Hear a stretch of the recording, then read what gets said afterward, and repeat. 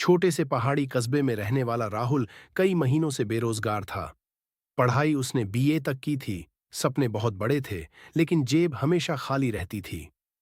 हर सुबह वह अखबार में नौकरी के विज्ञापन देखता और शाम तक निराश होकर घर लौट आता। घर की हालत भी ठीक नहीं थी।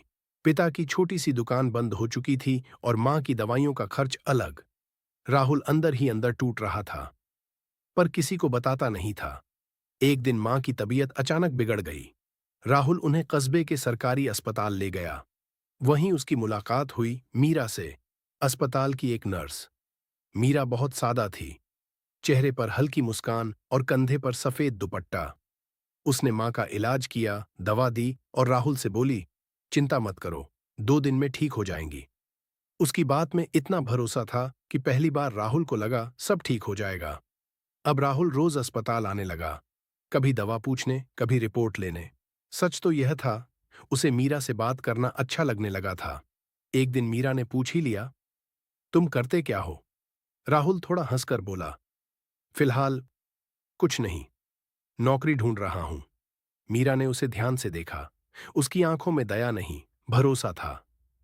तुम पढ़े लिखे हो, अस्पताल में कंप्यूटर ऑपरेटर की अस्थायी पोस्ट खाली है, कोशिश क्यों नहीं करते? राहुल ने पहले तो सोचा मुझसे नहीं होगा, लेकिन उसी शाम उसने फॉर्म भर दिया। कुछ दिनों बाद इंटरव्यू हुआ और पहली बार राहुल पास हो गया। उसे छोटी सी नौकरी मिल गई। उस दिन वह मिठाई लेकर अस्पताल पहुंचा। मीरा ड्यूटी पर थी। ये आपकी वजह से, राहुल बोला। मीरा मुस्कुराई, मेरी नहीं, तुम्हारी हिम्मत की वजह से। धीरे धीरे राहुल का आत्मविश्वास लौट आया। घर की हालत सुधरने लगी। अब वह रोज मुस्कुराता था और मीरा को देखते ही थोड़ा ज्यादा। एक शाम अस्पताल की छत पर ठंडी हवा चल रही थी। राहुल ने हिम्मत करके कहा, जब मैं हार मान चुका था, आपने भरोसा दिया। शायद मुझे नौकरी से ज्यादा आपकी आदत हो गई है।